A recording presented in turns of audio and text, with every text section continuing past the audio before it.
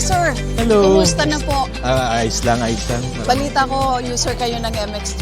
Oo, actually, matagal na kaming uminom nito kahit sa Dubai pa kami, sa Middle East. Kumusta sir, yung pagiging engineer mo rito sa Glasgow? Minsan challenging kasi puro Scottish ang mga nandito, tapos minsan napupunta kami kung saan. So, minsan may struggle pero ano naman, kasi Pilipino naman. So, Mas magaling ang naman. Pinoy. Oo, syempre Pilipino. Yeah. So how long have you been using the brand? In Dubai, almost every day, ginagamit ko siya. Ang nangyari is, nung napunta kami dito sa Scotland, wala na ako masyadong mabilhan. Kaya nung nakita ko siya ngayon, pumunta ako para kumuha ulit. Na-miss ko. Bakit MX3 capsule, sir? Andito ka na sa Glasgow ngayon and still, yan pa rin ang choice mo na brand supplement. Naramdaman ko na parang kiniklex yung yung body ko. Sabi ko, I'm not that old but I'm aging as well. So, yeah. So para sa akin siguro, mas mainam yung tulungan ko yung health ko para mas maging healthy pa ako. MX3, dito ako believe.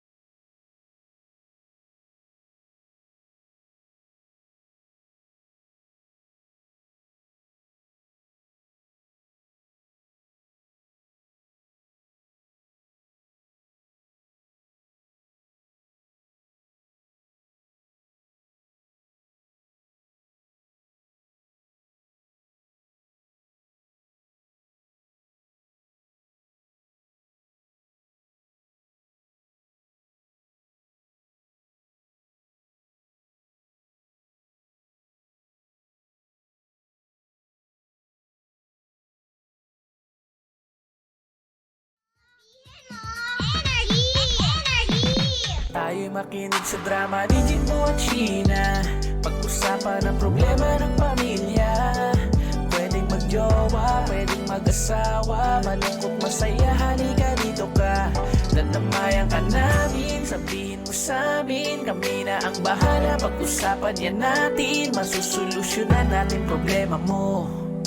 Kaya sabihin mo sa amin ang lahat, ano ang drama mo. Same pero iba! We are number 106.7 Energy FM. Panggawang sabing radyo, sabihin mo! Alright, oras natin, 5:32 na partner. At ito na ang huling oras ng programang Anong Drama Mo? So may mga drama dyan sa buhay. Normal lang daw yan. Huwag lang babaran. Correct. Kapag Lunes, ang daming problema dumarating. Totoo Oo, yan. oo, totoo yan. Unang-una sa lahat ay tinatama. Tama, kapag Monday, may hangover pa yan ng weekend. Alam mo naman Diba? may mga hangover pa sa alak hapon o Truly. gabi. Inom. Kung gusto magpahinga, mag-resign na. Nag-resign na agad-agad. At ako, live na tayo sa ating official Facebook page, Energy FM 106.7. Mga pangga, pakishare nyo na rin yan. Yes. ang ating live. At syempre, sa ano rin pala partner, sa TikTok din ba? Naka-live din tayo. Hello sa mga TikTokeries na nandyan. TikTokeries. Ang taray ng TikTokeries. Very, Gen Z. At eto na partner, maano na tayo dahil ang ating drama ngayong araw ng Lunes. Ang drama ngayong araw ng Lunes dahil nalalapit na ang ating pasukan na, 'di ba? Back to reality ng ibang mga publiko at pribadong eskwelahan Wala nang nandyan na nag-ano sila ngayon, nag-ML partner. Wala na. Back to school na. At ang drama ngayon, eto ang drama natin yung Gen Z to partner, nag-aaral Okay. Ang drama at patapos na. Ang sabi niya, ito ang drama niya ngayon, naasar daw siya sa nanay daw niya.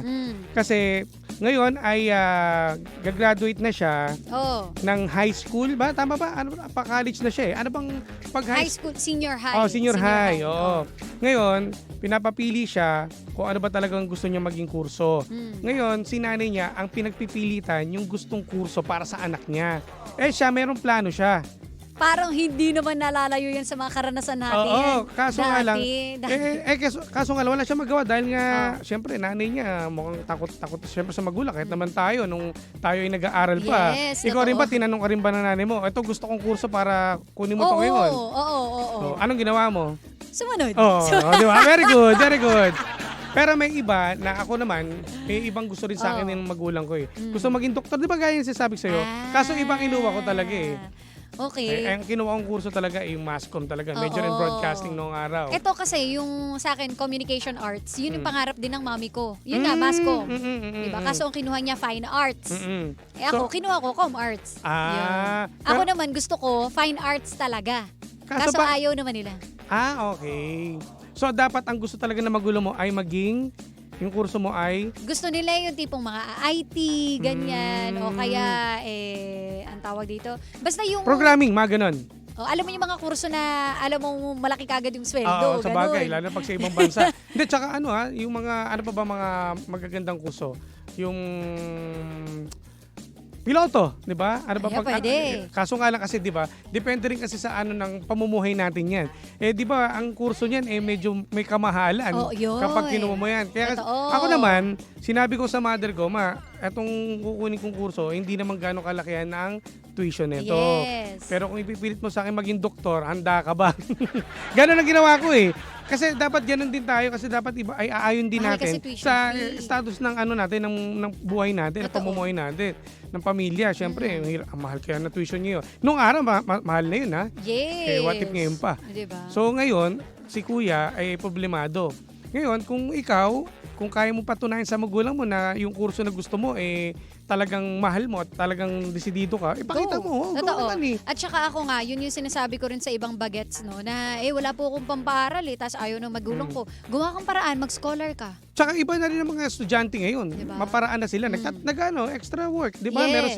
Meron silang mga sideline na kaya naman nilang mag-aral habang nagtatrabaho. Oo. Diba? Kung talagang gusto nila. Oo, Kasi oo. ako, yun nga, nung panahon ko, hindi rin naman malinaw sa akin kung ano talaga yung gusto ko. Diba? Gusto ko lang kasi yung fine arts dahil mahilig ako mag-drawing, mag-paint, pero wala akong plano sa future pa. So, kumbaga, kaya sinunod ko yung magulang ko. Ako talaga, planado ko na talaga eh. Gusto ko talagang maging radio announcer talaga. Oo. Dalawa lang kasi pag kinuha mong masscom, dalawa eh. Sa marketing, pwede ka.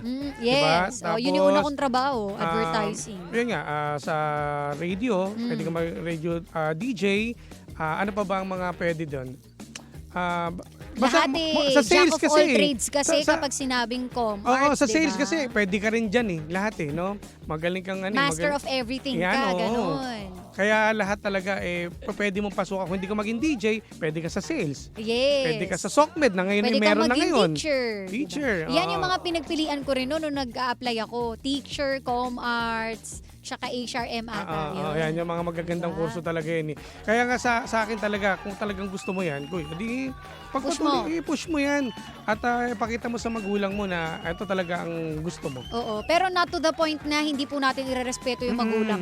Ekis talaga ako doon kapag kunwari yung, alam mo yun, yung tipong magmamaktol ka, yung mo na, pagsasalitaan mo na yung magulang mo. Wag nyo ipipilit naman. Okay lang yung magdiskusyon kayo, pero nasa maayos pa rin na paraan. Tandaan mo, magulang pa din yan. Oo, tsaka sa mga ganitong sitwasyon, sila yung Nagbabayad. eh. Hindi, totoo naman eh. Sila naman nagbabayad. Di ba? At talagang kailangan mo rin sumunod. Pero kung kaya mo ipaglaban at ipakita sa kanila, why not? Diba maintindihan naman ng magulang mo yan eh. Oo. Wala namang magulang siguro nasa kasamaan loob dahil sinunod nyo yung gusto nyo. Ako baligtad eh. Yung nanay ko gusto maging doktor ako eh. Oh. Kaya mo ba? Ginano ko siya. Magkano ba ang tuition yan? Mahal. Tsaka hindi ko kakayanin yun. Baka maging doktor kwak-kwak ako niyan.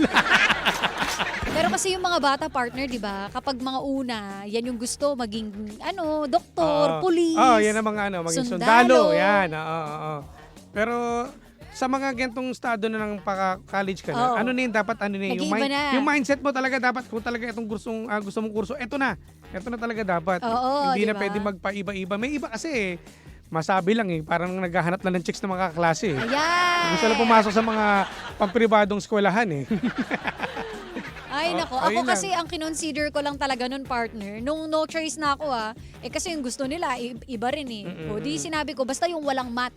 Ayan, Yun yan. ang gusto kong course, walang math. Isa rin sa pinupush ko kung bakit naging mascom ako eh. Kasi walang math yun. Diba? And then meron pala ng Konti first lang. and second year Oo, college kami pero meron nun. sisiw lang yung math. Oo. Hindi kayo aabot sa calculus. Kasi ang ganyan. major mo dyan ay yung yung broadcasting eh. Correct. So yung math, lang yan pang pang sama lang sa subject. Correct. Pambayad. Diba? Pang lang, echos lang.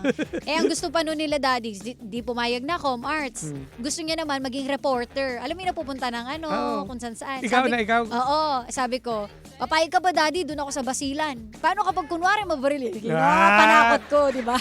O di.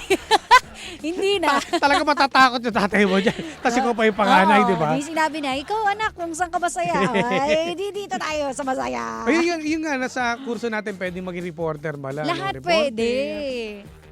Diba? Ikaw Ay. yan eh. O ito naman, parang kaya minsan majority sa mga estudyante gusto sa public universities kasi scholarship ang ina-apply. Dapat din kung saan sila mas skilled. Yun yung kunin. Hindi dahil sa gusto ng magulang o dahil yun ang gusto ng mga tropa nila. Ay, maraming ganyan. Yung tropahan anong course natin? Napapasama ka lang sa kurso para Correct. sama-sama ka sa school, di ba? Grabe talaga itong mga... Yung mga tropa ko na BSBA, ganun eh. Sige, dito na tayo. Ikaw ba ganun ba? Nag-aaral ka ng college, kasama mo na lahat yung may mga tropa friends ka? ko? Oo, Hindi. Ako hiwalay eh. Hiwalay kami ng Oo. university. Kasi gusto ko new friends. Sila pala yung mga nasa university, yan. Ako kasi from Marikina, partner. Oo. Ang layo, tinawid ko Mindole eh. Pero talagang gusto ko, kumbaga, desidido talaga ako na itong kunin ko. Kahit sino yung makasalumuha kong bagong mga kaklase, okay lang. Yung iba kasi takot pa pagkatapos ng Gusto nila ng mga high sama-sama school, sila. Oo, gusto nila na, wala tayong iwanan na. Gusto ko sa school ako natin, dapat sama-sama pa rin tayo. Ganun pa rin sila eh. Kami ako, yung may wali ako eh. Ako rin eh. Kasi pag kasama ko pa sila, talagang hindi ako gagraduate.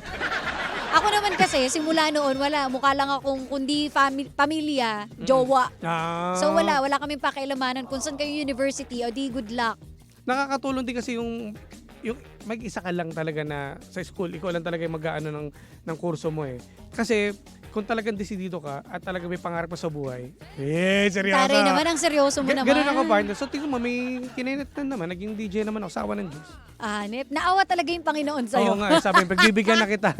Sige, yan ang gusto mo, edi yan. Ay, nako, nakaka-lurky. Sabi ni Reds Moto, pwede mo namang gabayan yung anak mo. Hindi para ikaw mamili kung ano pag-aralan nila. Sana kayo na lang daw nag-enroll at nag-aral. Ay, grabe ka naman Ang taray naman ni Reds Reds. mo to. Ikaw talaga, kung ano mga sinasabi nito, kanina rin sa akin. Ano partner. sabi sa'yo? Kasi may post ako, sabi ko, Manic Monday. Diba sinasabi niya eh? Kala Sounds ko, like. Sounds like. Well, the same. Likewise. Likewise kasi. Hi, Joy. O, diba? So, yun. Minsan kasi, nasa sitwasyon din na parang siguro kaya yung magulang yung pumipili dahil, alam mo yun, meron siyang pangarap Para sa sa'yo. pangarap sa'yo. Oo, tama. Diba? At Pero, yung iba kasi gusto rin sumunod sa yapak nila. oo. Kung ikaw kung magulang mo, naging teacher, gusto maging teacher ka rin. Mas maganda pa rin talaga kapag nasunod mo yung gusto ng puso mo. Yes, yes. Totoo naman talaga Puso yun. ang dapat ating sundin. Diba? Ewan ko, ako kasi ganun eh. Isang beses na lang ako mabubuhay sa mundo, edi Gawin mo na. sundin ko na kung ano yung gusto ng puso tama, ko. Tama. Kaya good luck kay Kuya. Good luck. Total, malapit na ang graduation day ng iba, no? May September pala. So sana kung ano yung kukunin mong kurso rin at panibagong buhay na naman sa kolehiyo, no? True. Eh, Sa alang-alang nyo na good lang. luck. Pagdasal nyo yung magulang ninyo. Oo. Sana magkaroon sila ng maraming pera para mailagay kayo sa gusto ninyong Correct. ano. At huwag yung sayangin kasi School iba, tuition. makapag-aral na sa mga magagandang eskwelahan, pabanjing-banjing, pakating-kating Uy, lang. oo, Hindi mahiya nila kayo, alam. Ang pera ng, di ba, ng magulang natin, hindi ko mo alam kung saan niya kinukuha. Totoo, Para ginagapang yan ng mga makapag-aral ka. magulang ninyo tapos magbubulakbol ka, puro ka tropa, Jimbo. Dapat ako pinakita ko naman, partner. Pinakita mo? Mm-mm. Hindi sa bagay. Di ba nakapagtapos? Napakita mo nga eh. Oo. Nakisisa nga eh. Kaya, ayan, good luck sa'yo, partner, ha, sa mga panggari natin na nagdadalawang isip ko na bang kurso at anong susundin ba natin, magulang Oo. ba o yung desisyon natin? That buo loob nyo ha. Tama, O, tama. hindi yung pa, totoo to sinabi ni Reds Ano sabi ni Reds? yung mga napagbigyan magulang pero hindi naman tinatapos dahil nga hindi yun yung gusto nila eh. Yes. Diba? So gawin ninyo kapag may gusto kayo at hindi afford ng magulang, gawa ka ng sarili mong paraan. Yan, oo. Mag-scholar ka. Mag-scholar, okay, iba dyan, nag-a-apply ka ng trabaho, Yes. extra income, para masustentuhan din yung kanyang pag-aaral. Ang punto dito, gawa mo ng paraan kung ano yung gusto mo. Correct! Kaya yan, syempre maraming salamat din sa mga panggapuri natin na nakatutok sa ating official Facebook page, Energy FM 106.7. Happy Monday po sa inyo at sa TikTok. Happy Monday mga panggat! Nako, panibagong drama na naman ang hindi natin nasolusyonan pero ating napag-usapan. Kaya ang masasabi ng Jim si Jan ay, anong drama mo? Partner, may habol lang ako. Nanonood si paring Raymond Rio Florido. O, sa kilalang Paps Emon. Oy, maraming salamat Paps Emon ha. At sa kanyang buting asawa na nakatutok din yata ngayon. Maraming Hello! salamat. Happy Monday sa lahat. Ingat po sa pauwi. Happy Monday! At nako, ito na ang hudyat. Malapit na nga mag-uwian. Kaya naman, it's time to say bye-bye. Susunod na ang Monarcho Philippine Radio. Walang iba kundi si Kuya Chico! Kaya wala maglilipat panggain. Don't forget to like, follow, and share. Sheena 1067. At sa akin po, DJ Jimbo. Tutok lang. Nakasama't nakapiling ninyo nag-iisang pabebot na si Sheena. At ang inyong Jimbo Lucis DJ, ako po si Jimbo. Dito lang yan sa programang Anong drama mo? Na Same pero iba! We are number 106.7 Energy FM. Panggawang sabing radyo, Sabihin sabihin mo!